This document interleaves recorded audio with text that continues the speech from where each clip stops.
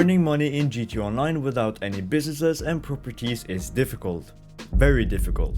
One of the first things you should buy in the game is a CEO office, and the cheapest one there costs $1 million.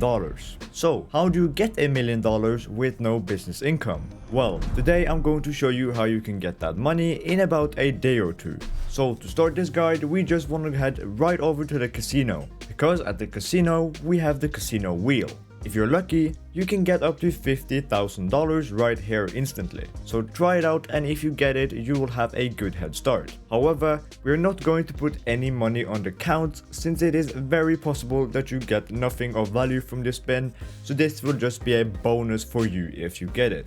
Now let's go over to how we're gonna make the majority of our money towards this million, and that is with treasure hunts. We will go through 3 different treasure hunts, and the first is the double action revolver.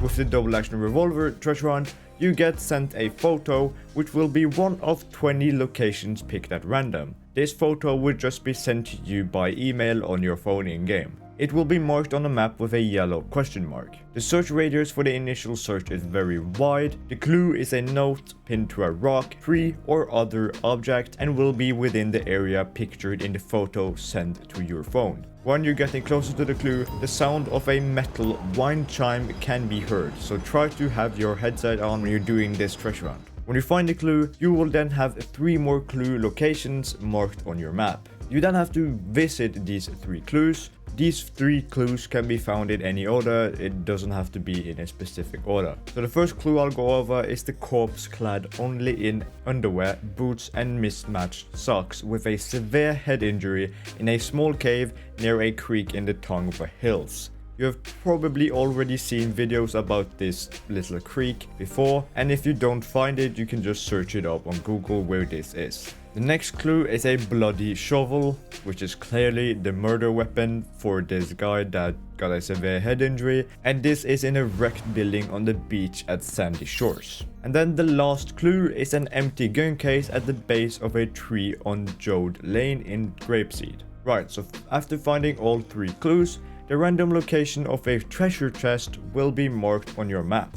When you get there, you will find 2 more corpses, another shovel and a case. Opening the case will reveal the double action revolver. From all of this, you will get the double action revolver of course, but you'll also get $5,000 for every clue you do. But we're not done yet, because with the double action revolver, you get the headshot challenge. And the headshot challenge goes as follows. Get 50 headshots, PvP or PvE, with the double action revolver to get 2 other rewards. Headshots can be completed in missions if you want to, but the easiest way is just to go out on the street and headshotting 50 NPCs. For completing this, you will get $250,000. So now you should have $275,000 in total, so let's put that on the count. The next treasure hunt we want to go through is the Navy Revolver. To unlock the Navy Revolver and the challenge that comes with that, you first have to go through the Los Santos slasher mystery.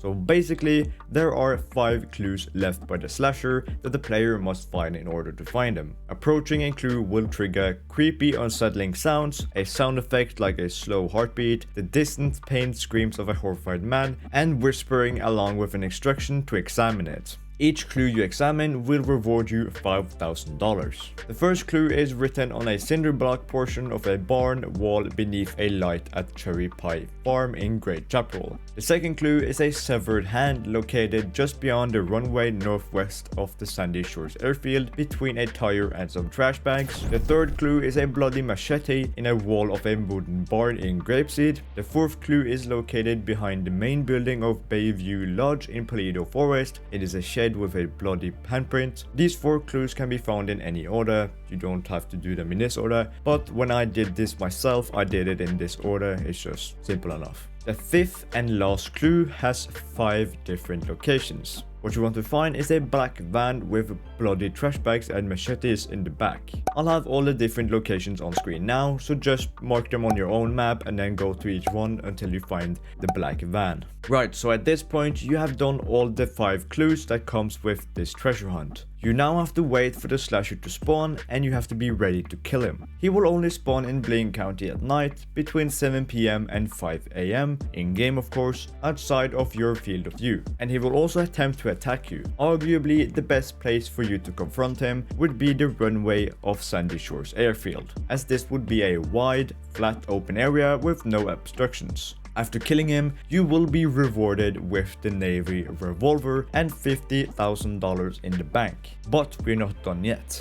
Now we want to do the Navy Revolver challenge. This challenge is pretty similar to the double action revolver challenge, only here you have to get 50 kills, but they don't have to be headshots. You can get these 50 kills with the Navy Revolver on either NPCs or real players. However, I recommend to do it on NPCs because it's just easier. After you have completed the challenge, you will get another $200,000. Now with all that done, we should be at $550,000 in total. We're already halfway to $1 million. Right, so the next and last treasure hunt we will go through today is the stone hatchet. So to start this, a woman called Maud will send you a message about some bounty targets that she wants you to handle for her. You will get 5 different bounties in total. Maud will send you the location for each of the bounties, so they are really easy to find. Make sure to return all the bounty targets alive to Maud. This way you will get $10,000 for each bounty instead of $5,000 if you kill them.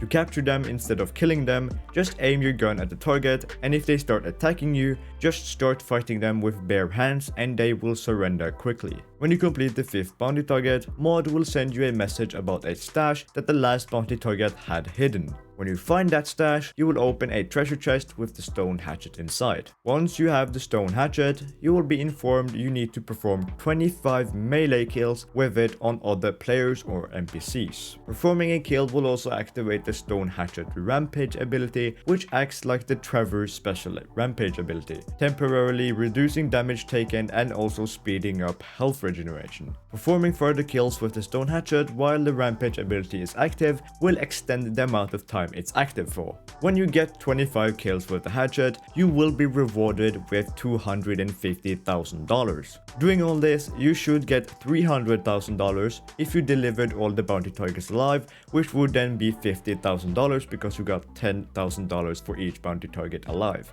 With all this, that would then put us at a total of $850,000, so we're really close now. Right, so now we're done with all the treasure hunts. Well, what do we do now? Well, there is some pretty good and fast ways that we can get some fast money pretty easily. And the first one is time trials. Time trials are very easy to do at the beginning of the game.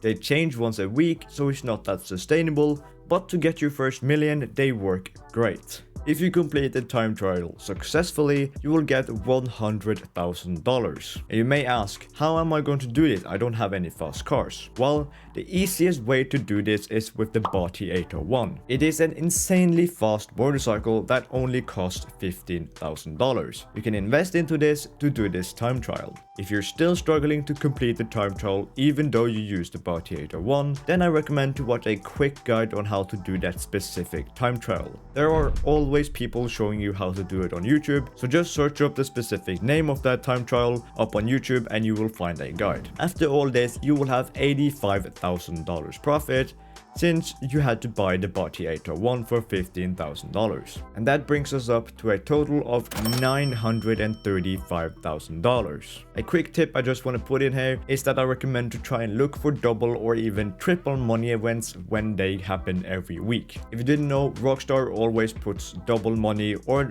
even triple money events every Thursday. They update it every Thursday and it then goes from that Thursday to the next. And if it's actually good, which sometimes it actually is, then I would recommend to do that week if you are able to do it. A lot of the time the double money will be on a business that you most likely don't own if you're trying to get $1 million. But if there is any double money or triple money events, do try and take advantage of that, because it will help you greatly in making the process of getting $1 million much more efficient. Well, now we are so close to that 1 million mark. So you may ask, what do we do now? Well, we're going to do what probably is the best money making method when you have no businesses and nothing in general. And this is VIP missions, specifically Headhunter and Sightseer. You will get around $21,000 for each one of these missions, and they only take about 2 minutes if you have a helicopter. If not, it could take maybe something like 5 minutes. Either way, it won't take long for you to get to $1 million.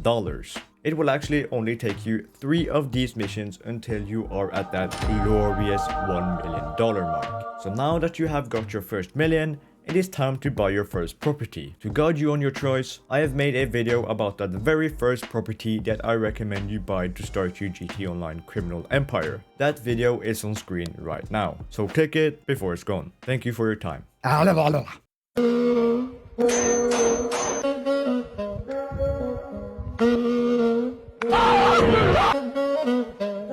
pendejo.